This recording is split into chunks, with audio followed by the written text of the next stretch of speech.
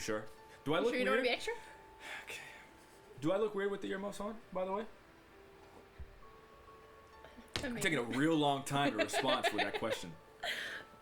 So, you know what it is? As a kid, I was always like self-conscious with my ears because I feel like So you're being self-conscious now? And no, it's just cold. It's You're just using the cold as an excuse. It's just You're naturally. being self-conscious.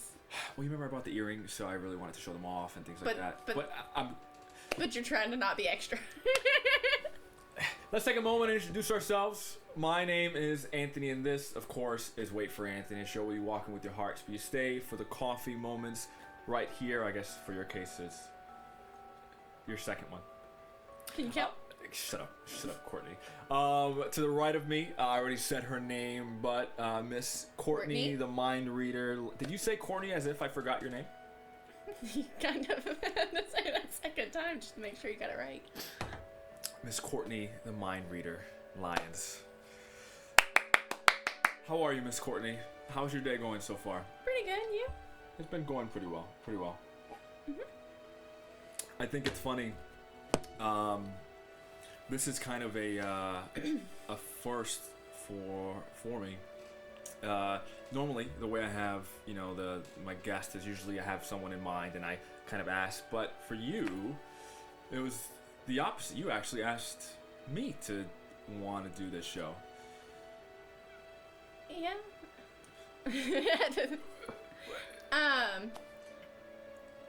It was just interesting. I just thought that the show was pretty interesting, and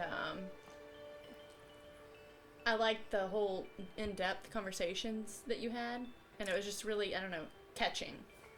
And that means a lot. I'm working it base by base, right? And I think this teaches me a lot on how to, make this show work in general. But what's so interesting is, for those who don't know, our friendship actually just started pretty recently. We have I guess what's the word? I don't want to use the word accomplice, not an accomplice, but acquaintance, yeah. Your older brother. Except it's not really an acquaintance. Yeah, right. I've known him like my whole life. Your older brother is my best friend. That's kind of how we've met, and it's entirely.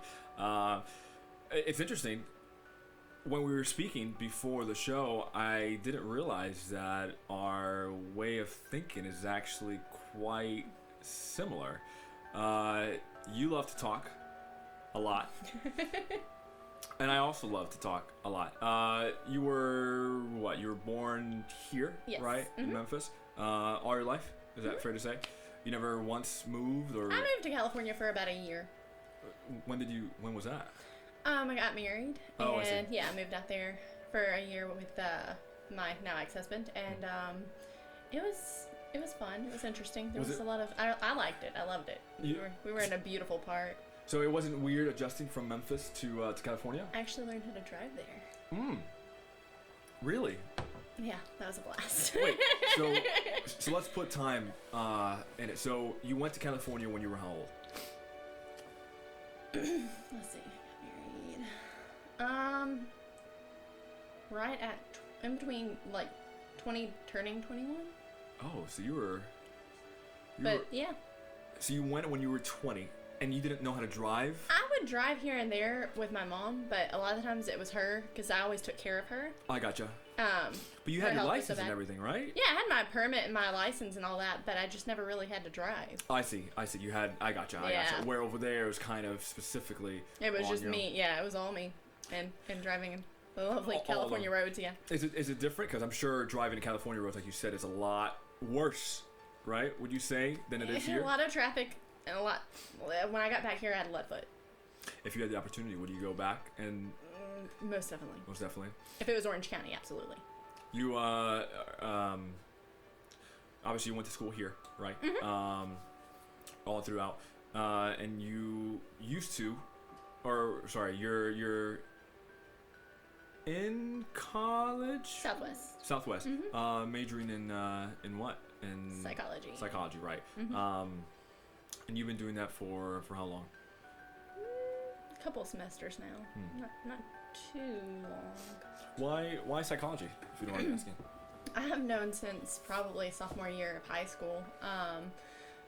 I took a class, and that teacher was just amazing. And it was just, everything about it was just appealing to me, like understanding why people do what they do, and, you know, people watching, observing, you know, the different walks of life, and just like everything about psychology, even into the more like specific like studies of the brain and how it works and functions, and all of it. So it just was enticing from that moment on, and I was just constantly, you know, wanting to be there. And I knew from sophomore year that that's what you wanted to do. That's what I wanted to do. And it's funny when you say that, when around that age, I don't know, I don't think I've told you this, but when I was little, I say little as I'm still little, but when I was little, growing up here, I didn't really know what I wanted to do. But the one thing I found out during my freshman year was I wanted to be an actor. Have I ever told you that before? I think you might have mentioned it in passing at some point. I, as a kid, so my high school year, I remember they put me in Intro to Theater, my first freshman year of high school, and I absolutely hated it. Hated the thought of it. I wanted to have gym like everybody else. I think I ended up taking Intro to Theater at one point. On purpose? I got talked into it. Into it? Because I did choir, and my voice carried, and the teacher really liked the fact that my voice could carry. And so she was like, you really, like, I could see you, like, acting and doing really well. And I was like, well, hold on. Let's rewind it for a second. Can you sing? I haven't in years. You just said that your voice carries. Was that when you were in high school? Mm-hmm. I didn't know that. Are you still is that something that you still want to do to this day? Not really anymore. No. Yeah. You're more focused on the psych aspect. Mm-hmm. Okay. Yeah, when I was in high school, they put me into theater by accident, and at the time I was really quiet. I was like the quietest kid in school. I never talked to anybody on my own. I was always away from everybody else. But a good thing that it happened. Theater is what actually opened me up to be more openly social. If it wasn't for that, I feel like I would still be the quiet kid in class. And because of that, kind of like you, I started wanting to learn, you know, why people do the things that they do. When I went to college, I majored also in psychology as well. But I don't think how many years have you been doing Southwest already? Not long. Yeah. I've had maybe 2 semesters under my belt, so it's strictly in psychology, but not long either. You mentioned you were born and raised here in Memphis, right? Through the time, you're working strictly more at the house right now, right? Mm-hmm. But where did you work at initially when you were here? Youth villages. Well, what do you mean when I was here? Like your first main job, was it? First job that I started at, first job ever, Malco. The Malco Theater? Malco Theater, yeah. Stage number 13. How was that? Was that? Oh, it was an experience. There was some good moments, some funny moments, and then just some terrible moments. Where do I even start with that job? There was so many different things with it. Did it feel like a high school job, or was it just? Oh, definitely. But it came with some really great moments, and of course, my manager thought. Well, they told us. Let's back up. They told us in training that we were probably going to come across people that were going to dig the buckets and stuff out of the trash. What? The popcorn buckets and the cups, like the drink cups. Because Why? They can get free refills. Oh my god. So they wouldn't have to spend money. I never thought in a million years I'd ever see it. And I did. Oh my god. And it happened to be a really big, really buff dude by himself. And I, as a high school girl, had to go up and approach him on it. Because our managers watched cameras 24/7. And he was that their main job focus? Just They just always watched it. They were just very observant of it. And so I just remember having to go up and approach this guy, and this guy was so like muscular and big and like probably in his 40s or 50s, but he was just, to me, I was just so intimidated. And I went up to him and I was like, sir, you can't do that. Like, you can't grab that stuff out of the trash. And he was like, I can't do what? That was your first job. What year was that? How long ago was that? Well, it was like, probably honestly, sophomore year of high school. How many years ago was that? Not putting your age out there or anything, just trying to see. Oh God. I guess the better question is, what popular movies were out during that time? Do you remember that? What was the movie? Justin Bieber. God, I hated that movie. The documentary? I hated it. Because I had to sit there all night and listen until they closed that movie out because they did the 3D one. Yeah. And I had to close it out, and you have to sit there and listen to that last song, the ending song. Over and over again. Until they ended, and of course, like, they came out and you had to take up, because at that time, they hadn't switched over to the paper 3D glasses. So they had the actual hard 3D glasses. Oh, I see. Mm-hmm. So we had to count them. Why would that movie even be in 3D? I don't get it.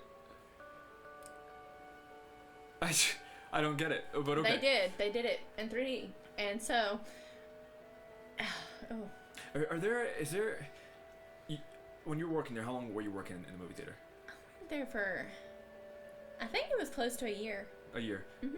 Besides the oddly specific super buff dude, do you have any weird stories that's actually happened in the movie theater?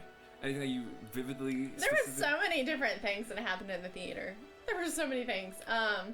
There were times that we'd find the most random stuff, and it was like, how the heck did they sneak this into the theater?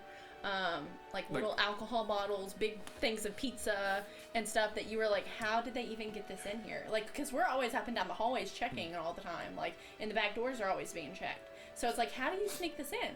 And like, we'd clean up and see all these different random things, and we're like, oh, okay. And so real quick, so you were working, is there like departments, or you kind of do an everything kind of job? They had departments and like different things, like some people would do concessions. Some would do, what's it called? I just blanked it out. Like, were you passing out the tickets at all? I did that on some occasions, and I helped. A lot of times they wanted the guys to go in and do the cleanup and like make sure that everything super was sexist. Unbelievable. I don't get it. But there were a couple times that I was able to go in and do all that, and honestly, it's probably a more chill job than doing the concessions. But the cleaning? Yeah, the cleaning was more chill because you literally just waited in between them closing out a movie. I would hate that though. I feel like that sounds gross. I mean, just cleaning up a movie theater. It was really quick, and honestly, they probably didn't clean those. I'm gonna be in trouble for saying this, but they didn't clean those theaters as much as they should have. Is it just? It's just. Yeah. Okay. That's what throw it away. Yeah. That's what I thought. And now movie theaters. I mean. See, I don't know what they are like now. Yeah. Right. But I went to see a movie maybe like 2 months ago when the theaters were opening up, and it was super vacant. There was nobody. It was just me and my friend. But they have now like the like super comfortable. Oh, the luxury chairs. Yeah. Mm-hmm. I was like, what's? Yeah, I recliner. That's what I was thinking of. There recliner. You go. Yeah. My first job was actually, God, I hated it. Was Chuck E. Cheese. Was my first job. Yeah. And you would think, in my mind, as a kid, as a teenager, I'm thinking, okay, my favorite food is pizza. I love games. And then I love arcades, and I thought Chuck E. Cheese would be the perfect job in the world. Oh my God, I hated it. I hated it so much. Headaches Courtney. Every day?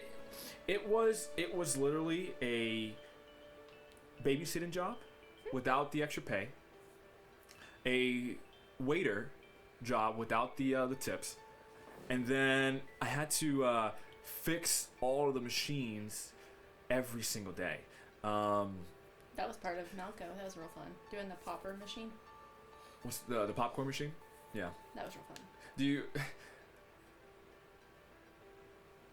you working at a movie theater during high school? Were you kind of the person that were you able to like give out free tickets to movies at all? Did you even watch a lot of movies? So the fortunate thing about working at a theater was that you could watch however many, and you could bring people with you. Like if you wanted to bring somebody with you to go see a movie for free, you could. Now I couldn't give free tickets out, but I definitely could get into movies for free, and I could go to any movie I wanted and watch it. But you had to be there, right? I had to be present. Yeah. I see. But I mean, I watch a lot of movies, so. It's kind of sad that you're bringing all this up, and I completely forgot about it. But with kind of COVID being a thing right now, I mentioned as soon as the movie theaters opened up, I went to see the movie, but it's not the same, without the amount of people. So I wonder how they do that now. I've never been to a theater since COVID, so I wonder how they do.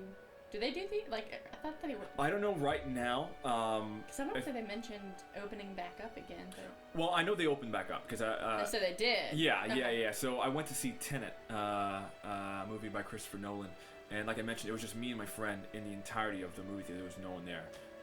People were scared to go out. Yeah, right. But now with things are kind of progressively getting worse right now. Has your life really been different since COVID started? In some ways, yes. In some ways, it's been about the same. I mean, I don't really go out and do a whole lot anyways.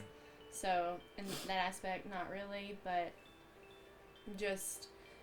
probably just finding a job at the moment because it's hard with the times trying to find a job. But I mean, as far as that, I'm just doing some temporary work right now, and then of course I know I'm probably going to do something more remote, or is what I'm looking at. But well, that's actually even an important question too. Yeah, I didn't even think about that. Even with COVID right now, finding a job is it's really fun. Yeah, it's really hard. So I didn't bring it up. You are a mother, right? Yes. Of the young Abel. Right. He's how old? 6. 6 years old. So that means he's starting school, right? Is this his first year? He's been in school. He's been in school already? Pre-K, yeah. Pre-K. Pre-K now? Yeah. Okay. Is he doing that at home or? In school. In school? Does he, obviously he has to wear. Mask. So they have break times since they're so young, and because it's... Fortunately, they've done it to where, like, some of the kids aren't in the classroom. They're doing it virtual. Right. And for the parents that can do it virtual. Right. And then some of them are going to be, obviously, in the classroom. And they have them spaced out.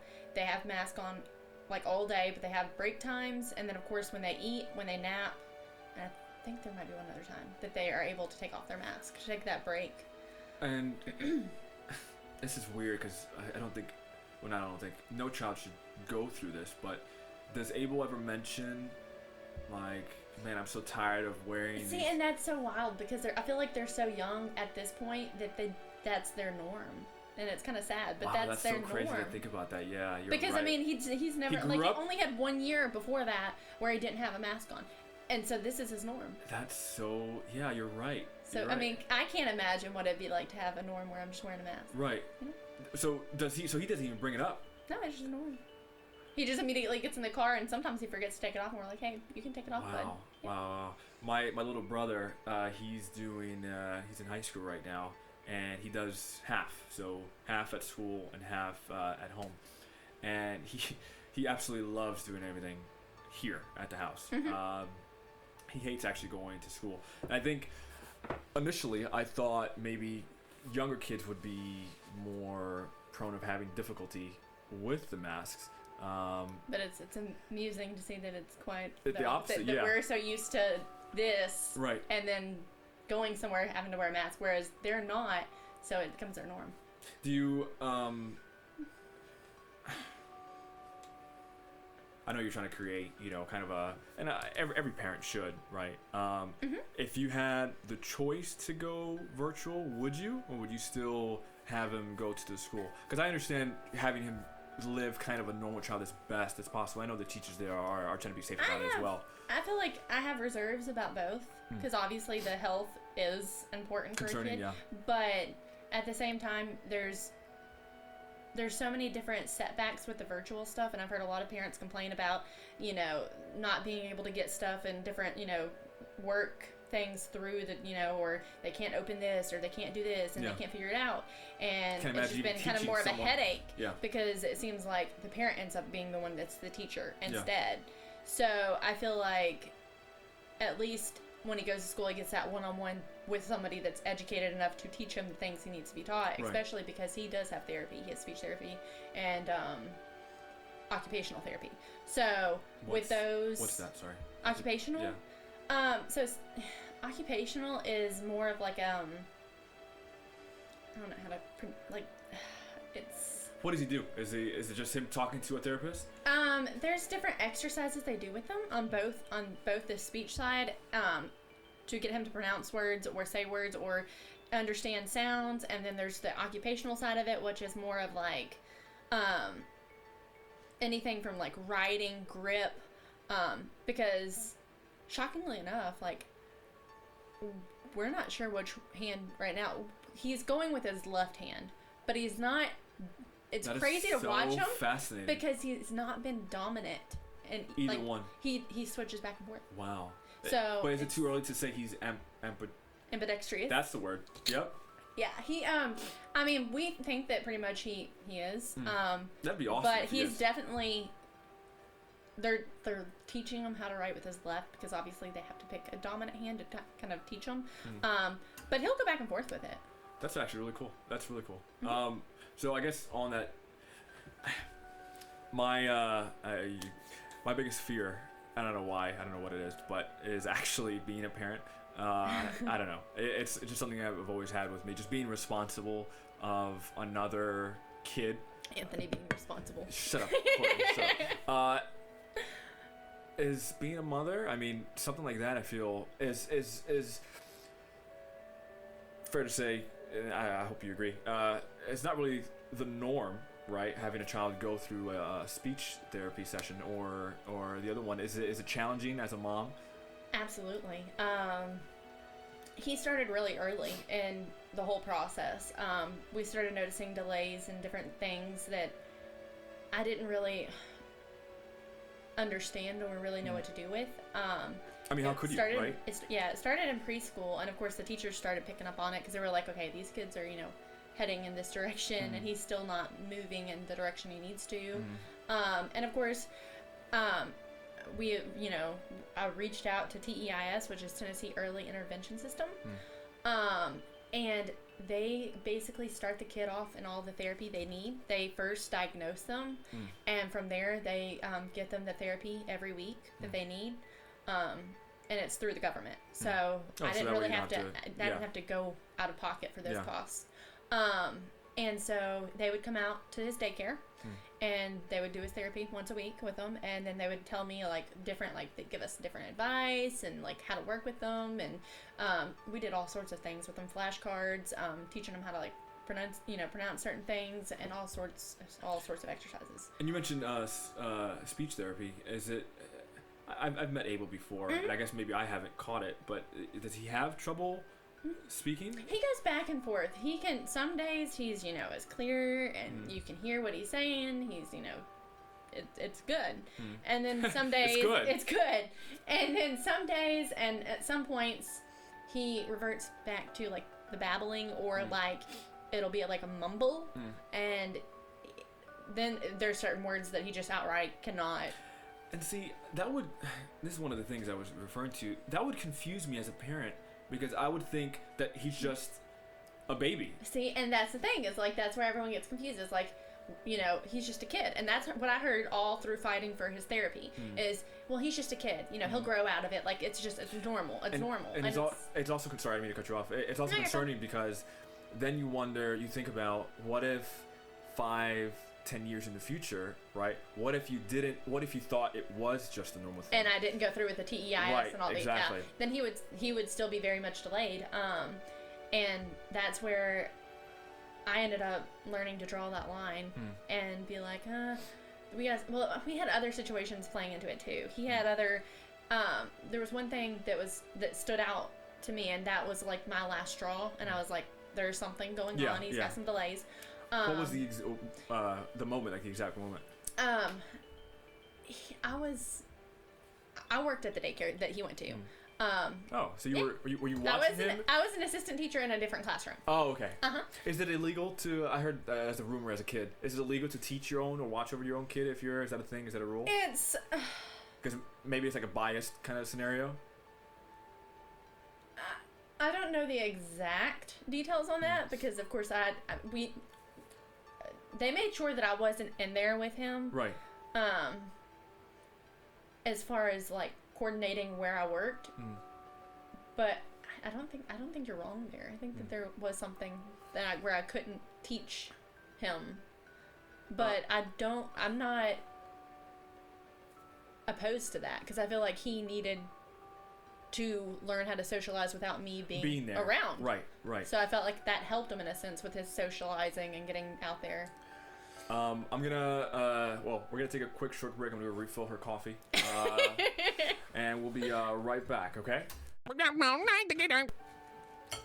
Do you just want the? No, leave it there. It's fine. Leave it there. I mean, if it's wait for Anthony, we can wait for you to eat some crackers. Actually, can I have some napkins? Thank you. No, let me have that. I can't eat the spoon physically. Okay. So, do you want to see something like super embarrassing? Of me, not of you. Okay. I mean, do you have something embarrassing? I mean, I don't know, but if you're gonna show me something, that's a little concerning. But yeah, if it's you, then that's fine. You know why? So before all this started, I want everybody to look. You see her hair color? It's like naturally dark. Is it not? Do you concur? Yeah. Why do you seem so awkward about it? I don't know, because you're... I'm getting there, don't worry. Yeah, Hold on. So, I used to also have luscious locks. Like you did. Luscious locks. I have beautiful hair. I mean, I still do have beautiful, right? What the hell is happening? I logged into my Facebook, and it asked me if that's me. Isn't that the weirdest? Jordan, can you zoom in on this real quick for me? Who is that? I don't know. Is that you? No, that's not me, woman. Oh, I thought that was embarrassing. No! Why would you think that's me? Doesn't even look like me. Do you see this? I was logging into my Facebook on my account, and that's what showed up. I thought that was the embarrassing factor. Courtney, that doesn't even... I don't know. What do you mean you don't know? You're the one that's saying it's going to be embarrassing, so I thought maybe that was what you were showing me. It was embarrassing. Okay, I legit was making sure that I don't... Okay, I don't... That's not you, Jordan, is it? Okay, forget it. I can't log in anyway. We have one more cracker. So, you were talking... you have your own, right? I don't want any crackers. I was just going to ask you if you want me to swap it out so you could eat the other crackers. Well, you sure? You sure? Okay. Oh, I have crackers here. I'm so stupid. Wait for Anthony. So, you as a mom, or a dad, I don't know. We just met you the other day. Okay. You said that you found out, or discovering, what's right for your for your kid. Were you getting kind of outside sources to don't worry about it? And it was a mix of people, family members, friends, and just various people over that time frame that were like, I'd mention it, or I'd be asking questions or trying to learn about something, and they'd be like, well, I mean, he's so young, he can grow out of it. It could be a phase, or, maybe it's just that, this is just one of those moments or something, whatever. But over the time frame, it was little things, and I was, before we got to it last time when we were talking about it, the one thing that was like the last straw that I noticed where it was something was kind officially of off, was when one of the teachers told me that he was eating someone's hair. And come to find out, what is it called? It's, there's a name for it. I cannot think the name right now. But there's some sort of professional doctor name that's, for that. And it was only when he was anxious or nervous that he would do it. Or highly stressed. And sorry, so you said hair. He would eat hair off of he would pull it out of the other kid's hair, or off of the floor, wherever he could find it. Wow. And to me, I'm like, oh my god. How do you even like how do I even approach this? And of course, then from there, I was, reaching out, trying to figure out what I could do. I know that I want to say the director of that daycare actually reached out and told me, like, hey, and I think she mentioned a little bit about TEIS to me. And from there, I, went and looked at it and started making an appointment for him and going through that whole process. And then, of course, he started therapy. And then at 3, it cuts off, and they roll him into public school because they no longer can help him after 3 for whatever reason, 3 being the magic age. So they transferred him from the daycare and put him into public school. And from there, he had the therapy continue. And is he... I'm trying to think of a way to say this, so I'm just going to say it. With Abel, has he kind of normalized his experience at school? Do you feel like the therapy sessions has actually shown progress? Yeah, because for me, I've met Abel countless of times, and it wasn't until you and your brother Nick has mentioned it. He's just the cutest kid in the world. I don't think on that level. So he has 2 different diagnoses.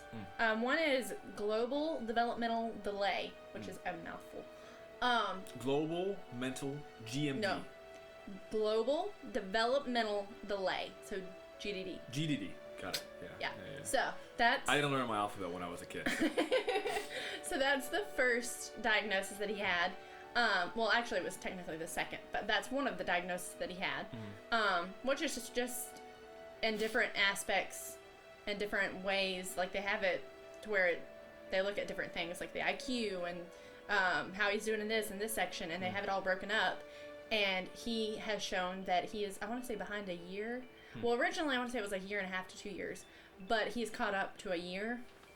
And then, of course, we had the other diagnosis from a different psychologist, and they are psychiatrists. I'm not sure if it's psychologist. Something with a P. One of them. I want to say it was a psychologist, because psychiatrist is one that can do medications. So they diagnosed him, and they said he had high functioning autism. And I can see both. So I just tried to treat it as well as I can and just really focus on his therapy and making sure he gets every bit of therapy he can get, and that we see that progress.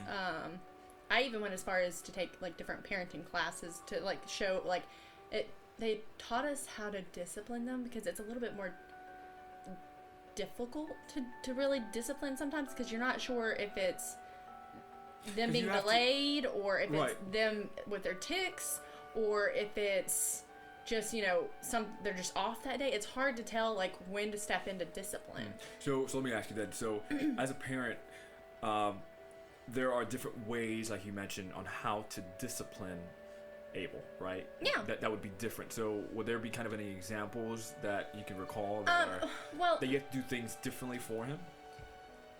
Is that... It's more of a...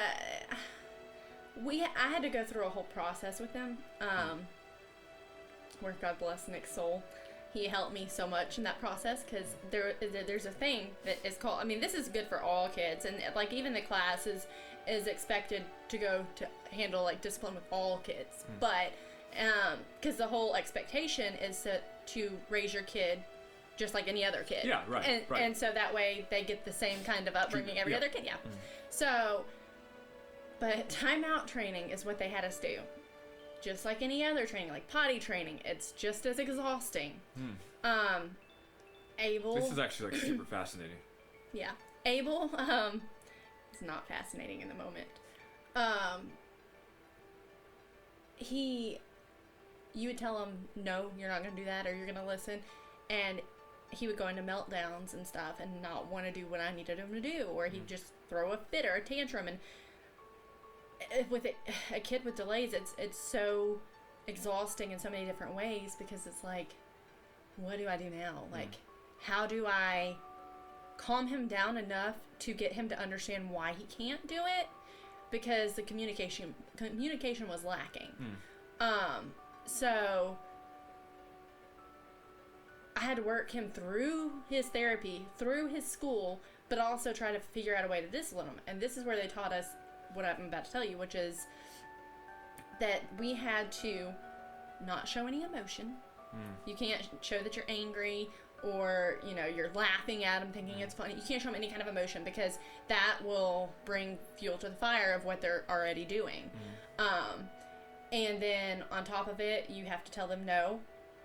You need to sit, like basically whatever you need them to do. In my situation, it was, no, I need you to sit on the bed because he wasn't listening. He wasn't, you know, doing what I needed him to do. So I said, no, sit on the bed. And he would get off and throw a fit and want to tear his room up. No, sit on the bed. And that's what I had to keep saying over and over and over again for hours until finally he calmed down. And of course, the first expectation was for him not necessarily, because they say timeout, you're supposed to do it in the terms of the age of how old they are, but with kids, have you ever heard that? So I'm still a kid inside, so I don't know. I take timeouts for my own self sometimes. So, in situations with timeouts, typically even with me working at a daycare, a lot of the times they would say, okay, how old is the kid? Do that many minutes for their timeout. Five really? minutes. Yeah. Okay. Yeah. So that's what they would do. Yeah. And so, but with this situation and going through the training, if you can get them to do it just for 2 or 3 minutes a couple times and build them up to it, that's fine. They don't, with it being as draining as it is emotional with them, and because Abel was just a mess because he didn't understand at first, and over the time frame he understood, okay, this is my timeout. I need to cool down and then we can go do this. Or I need to, because the expectation I want to say that I wanted him to do was clean his room, and he wanted to throw everything around. And see, that's what this is kind of the where the respect comes in, because in this case, is it fair to say you're kind of learning this on your own, right? Yeah, I had to go through classes. It was I think it was every Tuesday for a month. For 4 classes, and they were each like an hour and a half. They would give us, they would provide dinner, and we would sit there for an hour and a half while the kids were in a little classroom together, and we would go through this whole class and do exercises and homework, and we'd come back and we'd go over it. And kind of to swing it back to something real quick, I've noticed we kind of have similar ways of thinking as far as, you know, us going to school for psychology. And you went to school at Southwest to kind of learn in that field. Did that major kind of help in any sense with Abel? It does.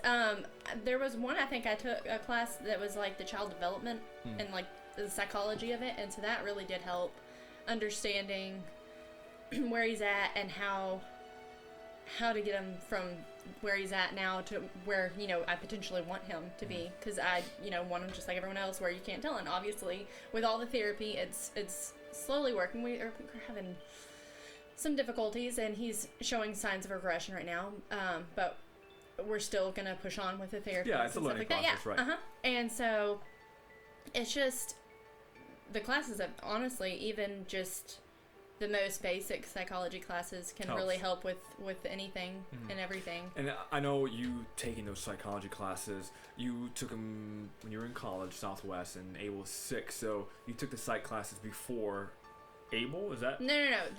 I just recently started school. Oh, you just, okay, gotcha, okay. So, probably about a year ago, honestly. But still, it wasn't, it was after.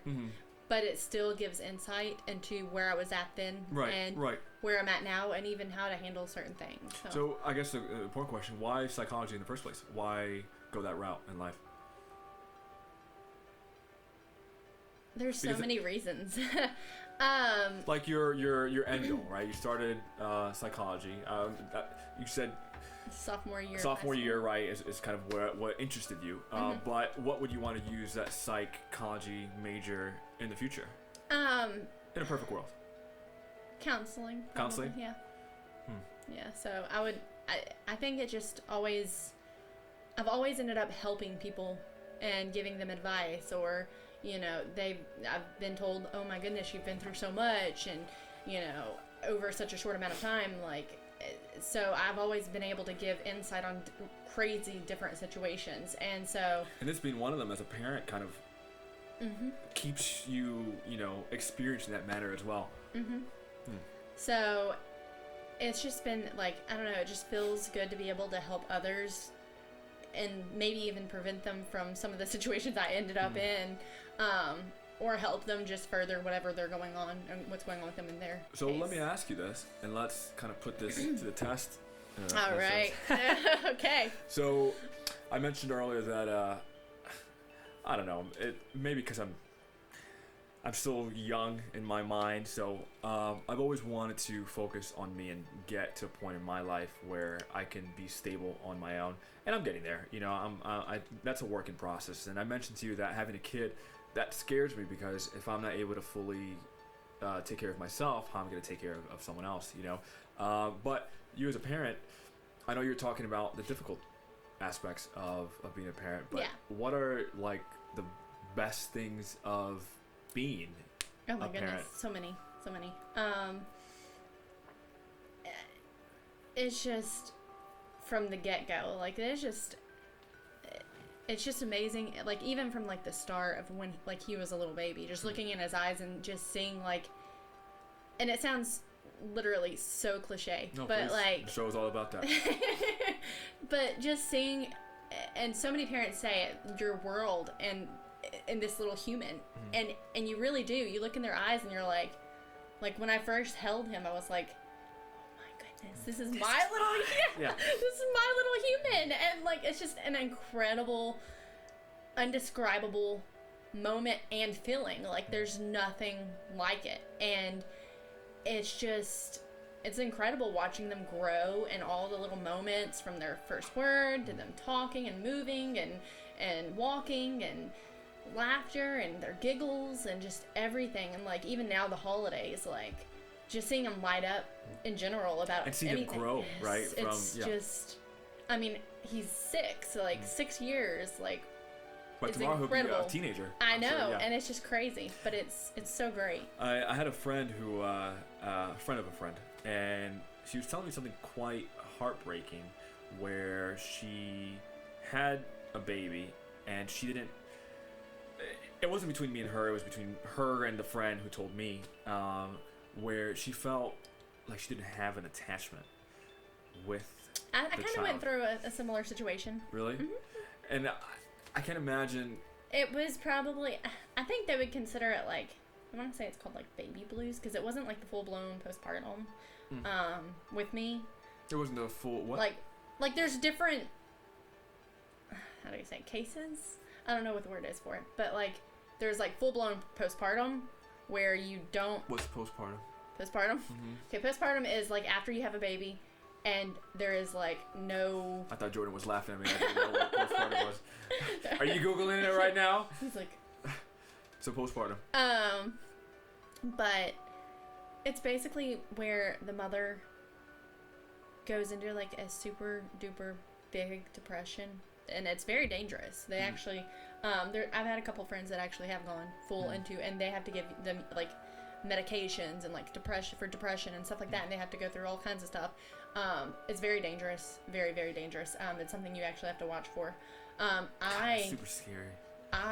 Because it's what it is your hormones are adjusting again after you've had a baby, because your hormones change when you are pregnant with the baby. So your hormones, depending on how they shift, can create that.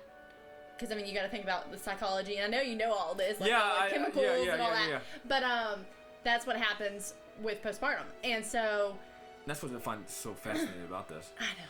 And so with me, I don't think it was full blown, because I never fully got to that severe of a case with it, but I did feel almost a distance with me and Abel. Like I didn't have that same kind of connection that I should have as a mom for a little bit, but I kind of was able to push through it.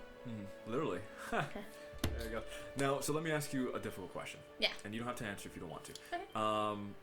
Is maybe part of the reason why you felt that way, is it maybe because of the father and your relationship with him, in a sense? There was There's a combination of reasons, honestly. I mean, you gotta think I lost my mom in that time frame because she met him and I didn't know that. Oh, well. So I moved back from California a couple months before he did.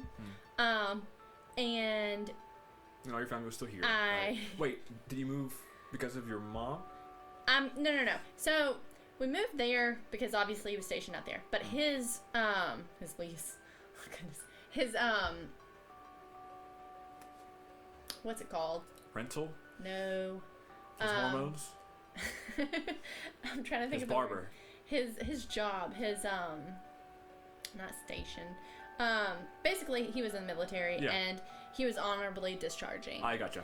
So he was already working on getting out of there anyway. So I went ahead and came home early because we'd both talked and we both felt like it would be the best interest of my mom to be able to see her before she passed because we knew she was already riding that border and I was already given the heads up that, hey, she may not make it. So I made the trip back and had Abel and they met. She got to hold him a couple times and a couple days after, and when he made it back, because he came a couple weeks after me probably. Once we got back, because I had to actually fly back out there and help him get back and situated. But when we got back, we lost her. So, between losing her and going through that grieving process, which is still very much a process because it's hard to get over a parent's loss. Anyways, especially my mom, it's just, we were so close. We talked like every day. So it was really hard for me. But that, and then of course, the conflicts that me and the father had, Abel's dad, we had our issues and it was just very tough. I don't know how to explain it. I'm sure it's tough. You're underselling it there. I understand. Yeah, we definitely had our issues and we fought quite a bit. And obviously that didn't physically affect Abel, but I know mentally, right? Yeah, it probably put it in. Now, when I talked to a couple of therapists with him, and that with Abel being so young and resilient, that fortunately I don't think it'll affect him in the long run as much. That since it happened earlier on, and I am kind of glad that we were able to cut ties with that whole marriage and everything early on instead of carrying it through. And that was one thing that I always voiced was that I feel like that toxic relationship we had wasn't healthy for Abel to be in the middle of. And that is something I feel like even he on some aspects may have agreed on, but was it a difficult, I guess the choice itself wasn't difficult, but was it easy to separate? Yeah, and have that idea that I know I'm asking you super difficult questions. No. There was different levels that were difficult, different aspects of it. Of course, we'd been together a couple years, so you get used to being with somebody for that long. So you kind of hold on to that. And so that was hard to let go because you get so used to one person for so long. And then on top of that, and as selfish as it sounds, having to give up that time with Abel and knowing that shared custody was going to happen, it did hurt. Now I always want the best for Abel, and that time I want him to be able to have a good father figure and then time with his mom, and because it's always healthy to have both sides with a kid. Not required, that but even balance, even kill.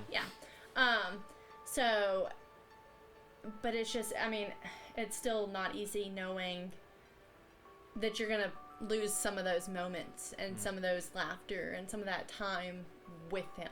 It was just, that was one of those really hard moments for me that I think I cried the most over. But at the end of the day, after all of it was said and done, a lot of it, some of it was a sigh of relief. It was just okay, we're not gonna have these same fights every day. That's done. Now it's just a matter of figuring out what's next. Do you ever take a step back and look and think, wow, I went through all of that difficult moments in life, and just appreciate what you've done with Abel? Does that make sense? There's been moments where I'm like, you know what? I've done a lot, and I've managed. Because personally, I feel like you've done a fantastic job, with... To be honest, if I got every single file and brought it in here of every single specialist I went through, it'd probably be pretty thick. Pretty thick. So there are moments where I'm like, you know what? Like, I do have to, like, step back and, I know sometimes I feel stress. Some guilt or stress, or, like, sometimes I'm just not doing it enough, and I have to be like, oh. And I mean, even Justin's good about telling me, okay, Paige, you're doing an awesome job. Like, you're handling a lot more than you realize. And Justin is who? Sorry. I'm sorry. My boyfriend. Mm-hmm. And so and just overall, like, just sitting back and just like, okay, like, I know I'm doing everything I can, and at the end of the day, that's all I can do. Yeah. So, but it is just great, just having time with Abel in general, and just seeing him grow. It's just, and even like the progress, because I mean, at one point, and I still have videos on my Instagram where all he could do was babble. It was just straight babble, and it was an age where he should have been talking, and now it's like you can hear what he's saying, and it's just that alone feels good. Just to be able to hear him talk to you and communicate, because that killed a lot of the... Everything you've done has been worth it. Yeah. And so, and that also helped with a lot of, like, the meltdowns, too. So, but it's definitely a good feeling. And, I say this a lot, but it makes me wonder what I would do in a situation like that. And I don't even think, mentally I'd be prepared for something like that. To see someone else and to hear someone else, go through that and still want the best for his child. It's good. It's good still hearing that in the world. It really is. But we're gonna. I feel like we need to talk about something more lighthearted now. We're gonna take another short break. Be right back. Do you actually want a second cup of coffee, or? You mean a third? I think I'll go with my water after. Do you have your water? You do have your water. So whose water is that? So whose water is this? Hababa. Go ahead. So, what would it be like if you had a kid? That scares me every day. You know why? Why? Because I honestly, no kidding. I feel like if I had a kid, right, somehow, like, he would just find another father. And just, like, I feel like I wouldn't be able to take care of him. I have a fear that if I'm not watching him, every single second that something bad is going to happen. I overthink. I wonder if there's a legitimate, like, name for that fear. I'm sure it is. Yeah. In all seriousness, my biggest fear is that I'm going to walk in one day and, like, something traumatic is going to happen. Like, I'm going to catch my kid, like, I didn't want to say it, God forbid, but, like, something bad will happen. You know? And I don't want to deal with that. Is there anything that's triggered you into this thought process?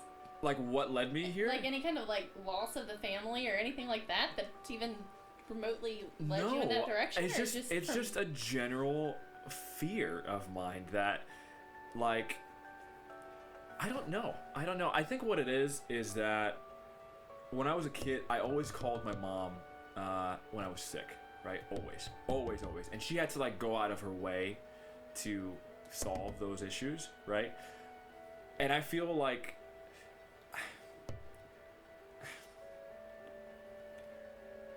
I don't even know how to say it. I'm not fearful of enjoying those experiences, and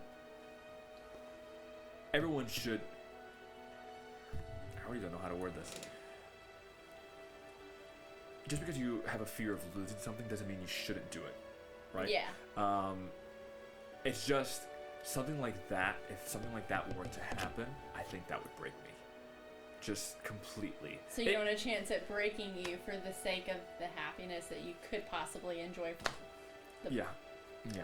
So if like someone just accidentally or just so happened to like drop off a baby in front of me, you know, that'll be my responsibility. But if I had a choice right now, I don't know. That scares me. That really, genuinely scares me. You're like. So what do you mean drop off a kid in front of you? Like right now, like babysitting a kid, or no, like no, having no, your no. own? Yeah, like just.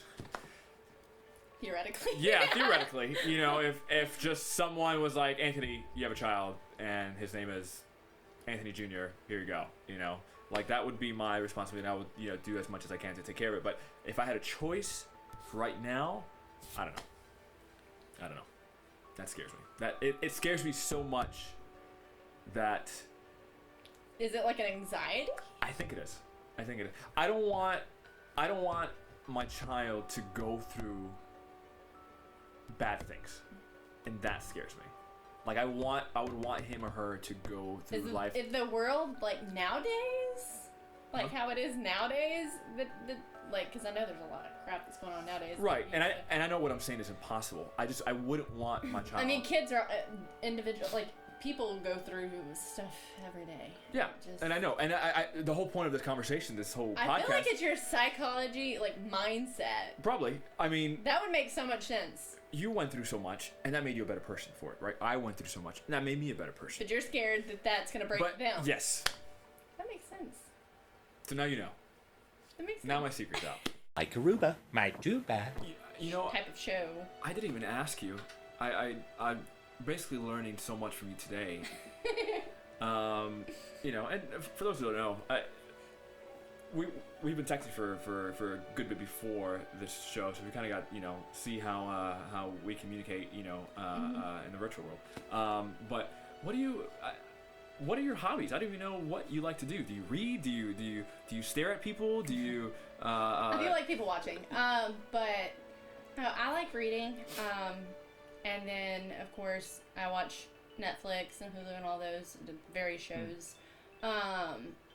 You mentioned to me that you did choir.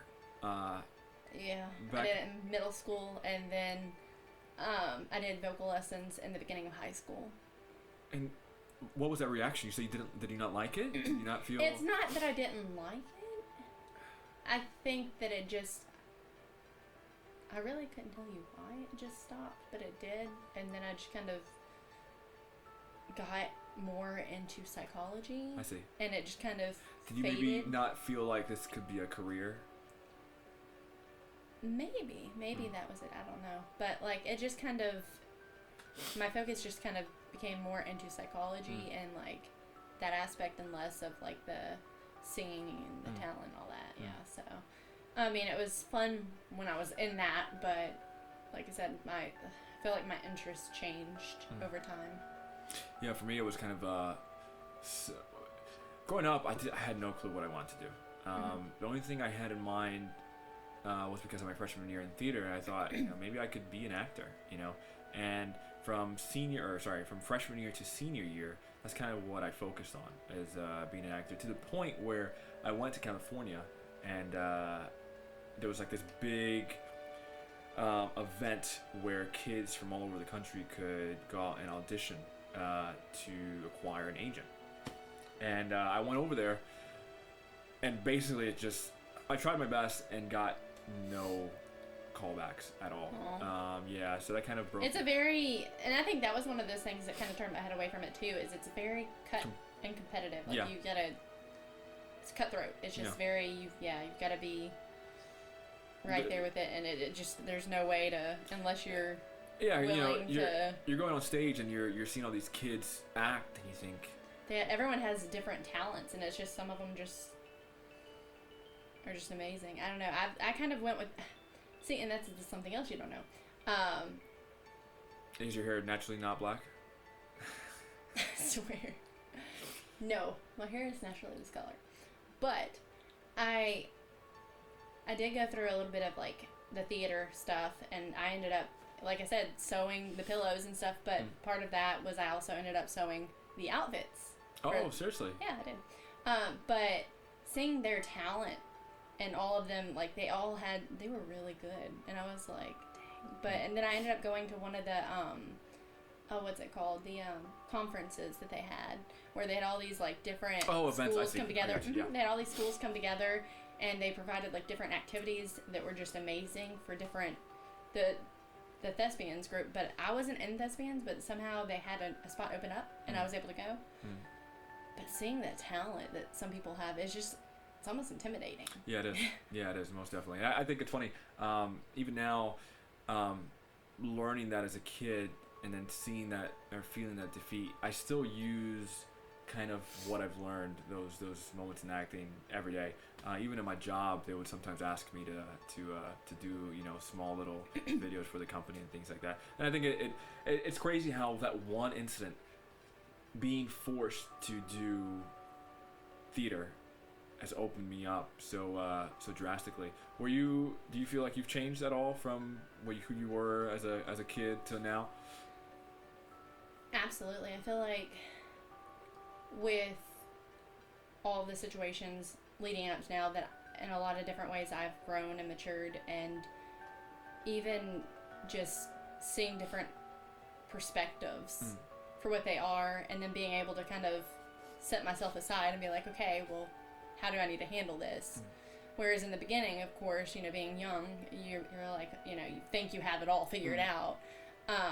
But most definitely, I feel like I have definitely, with every circumstance that's led up till now, I feel like I've grown in different ways, yeah. You think Abel has something to do with that as well? Absolutely. Yeah. He's definitely, he's taught me a lot about a lot of different things. So many different things. But it's incredible, for sure. What do you think right now?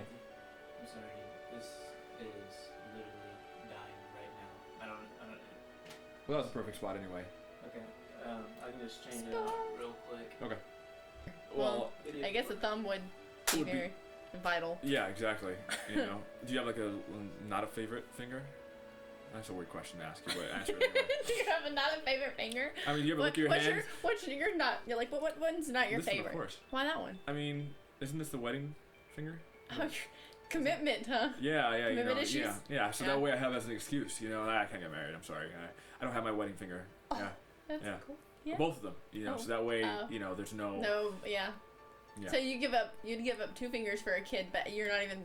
Not even for a kid. Oh, just in okay. general. Okay. Yeah. Yeah. Okay, if I was able to do it and not lose. So why would you cut your finger off in the first place Just then, for if fun, it's not for your kid? Just for fun. Yeah. So you wouldn't have to make the commitment. Yeah. Right. Just to prove a point. To everybody. What point to prove that you're committed to not being committed? Right. All right. I'd probably put that on a shirt or something. Committed to not being committed. So that is naturally your hair color? How many times? I need to start counting. What? How many times That's you're my gonna first ask time that? you asking that. That is. It is my first time asking that. 100%. Do people ever ask you if that's your natural hair color? No. No? Nobody asks that? No. It's just me? Mm-hmm. Maybe I'm just a weird one. Sorry. Yeah, I mean, that's fair to say. Thanks. As you grab your earring. Yeah, I just... my ears still hurt from... It's not as cold as it was anymore. So your ears are adjusted. What, Jordan? What is it? You making some sly comment? You got something to say? No? Okay. Just being mediocre here, man. Just Yeah, showing okay. you some photos. Oh my god. Okay. Alright, Miss Courtney. So, there was a reason. Not a specific. Not the only reason. But things are not perfect in the world right now. Mm-hmm. Do you agree? I would. Yeah, that's a fair statement. And things haven't been going the best for you. Do you feel like that's also true? Yeah. You've mentioned that you went through a divorce, having to be a parent, right? Having to learn all of it on your own. And yet, here you are, still taking it one step at a time. Yeah. What motivates you?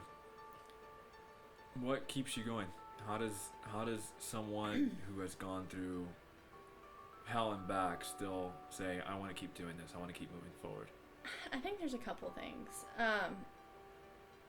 Growing up, my mom had, I think once, we were having a conversation or something, and she had explained that she knew that life was going to have its moments, because everyone goes through their moments, and that she knew that I had such a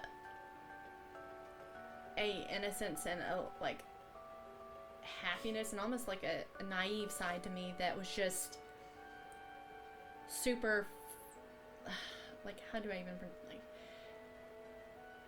I always try to look for the best in every situation and everyone. Like, I always try to give everyone the benefit of the doubt, like, no matter what the situation is. Sometimes even it being my fault. That would be, I think that's one of the things that does get me into some of the situations that I get into sometimes, and it's because I want to believe the best of everyone. And she, before she passed, had told me that she wanted me to kind of hold on to that innocence. And so that, and just how she would always say that I always just had such an uplifting side to me, and that I was just always that caretaker, kind of stuck with me. And then on top of that, just knowing that I have Abel, who is just, it's just, I don't even know how to explain, like, how beautiful of a gift it is to have a child, and just to be able to look at them and know, it's just that attachment, and that it just pushes me beyond my limit. Like, there's nothing I wouldn't do for him. Do you think you, I don't even want to ask you this question, but do you think you kind of owe it to your mom? This is, yeah, I mean, this is one of those situations where, yeah, like,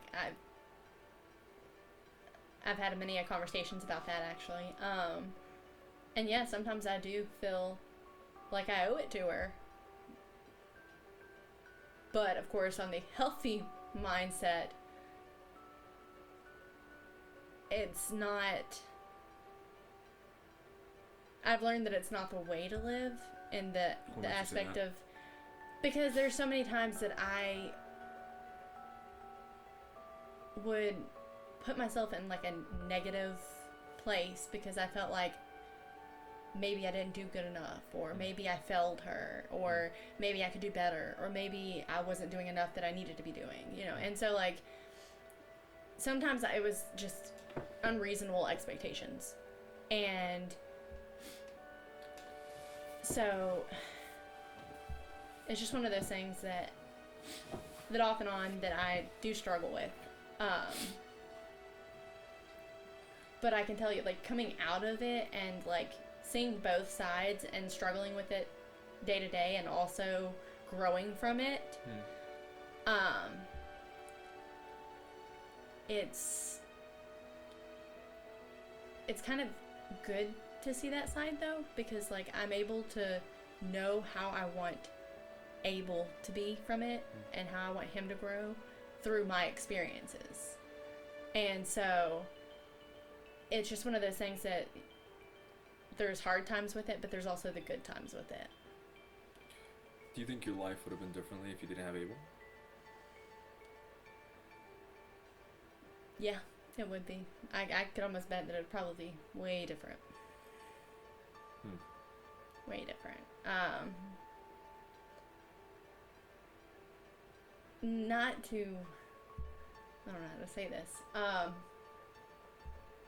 because I would never in a million years want to ever give Abel up, but I could definitely see different, like, me being in a different place and with school and things like that than I am now. But at the same time, that joy that I get with Abel and that love that I have with him is just incredible. You know, you say that, I think about that sometimes too, where even someone who doesn't have a kid, you know, who doesn't have that responsibility as a parent, you know, I wonder how my life would be differently if, you know, I had a child to take over, or take care of, not take over. You're mine. Do you think? No, it's a difficult. I don't know. I feel like when you're a parent, there's things that you're pushed to learn, and I felt like I had Abel when I was turning 21.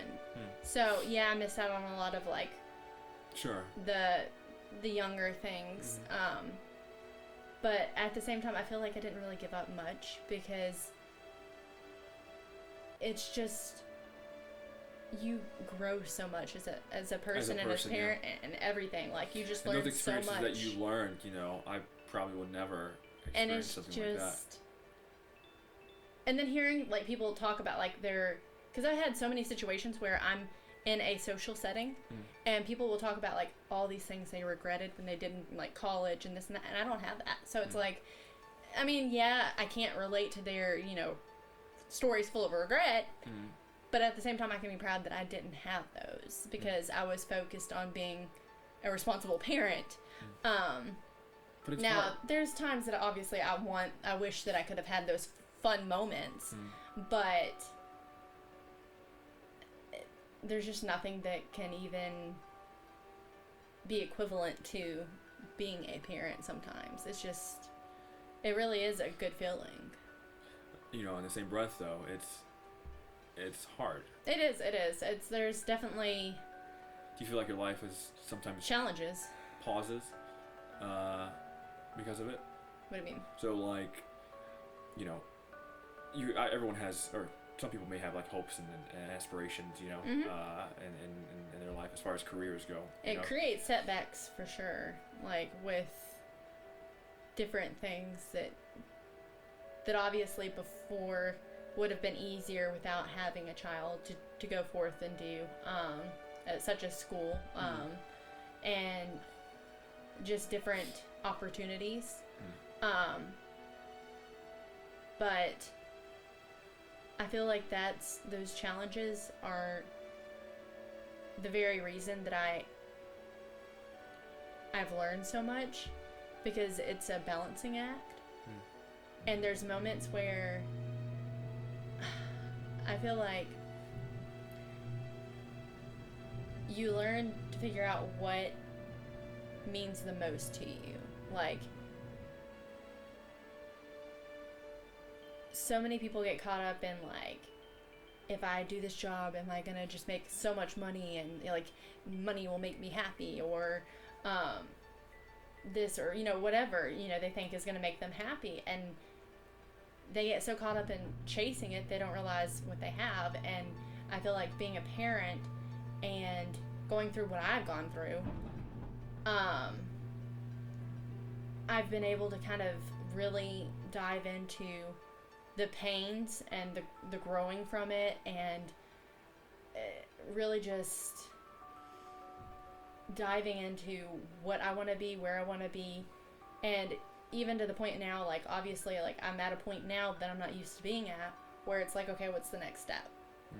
And I wouldn't have it any other way though, because I honestly feel like you cannot grow if you're not uncomfortable, and if you're not pushing yourself outside of your element. And I've even done that through the years anyways, in general, with different situations.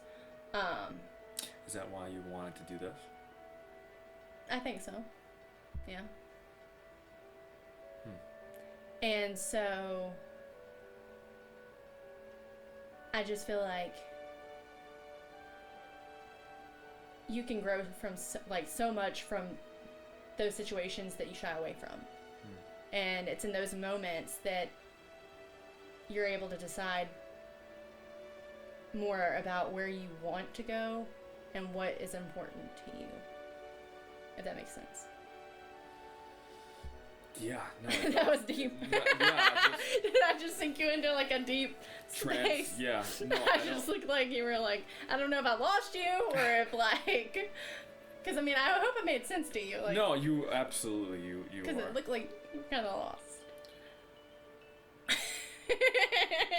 I don't even know how to end it from that point on. No, I mean everything you said was 100%. I've doing these episodes, I've been starting to notice kind of a trend in people, you know. Trend. Yeah, a good one. Where everyone who I've spoken to about, you know, things that they've gone through, they always use that as a way to keep going. And from everything you just said, you know, it's nice to see that there's still some strong people out there, you know? I think, honestly, hope is what kept me going for many situations. I mean, there were times that I was pushed to my limit, and I didn't know if I could go any further. But it was that little voice of hope that I had that I was like, okay, like, it can't get any darker. Like, I just got to keep pushing. I know there's something better. And it was in those times that, like, something really bad happened that I would also gain from that. And so from there, it was something that I could take with me. It was whether it be a lesson where I could, you know, help someone else and prevent that situation, or I could say, okay, well, obviously that didn't work. Maybe we'll try something else. And it's just constantly having hope, I think, is really what it is. You're gonna make me tear up. Well,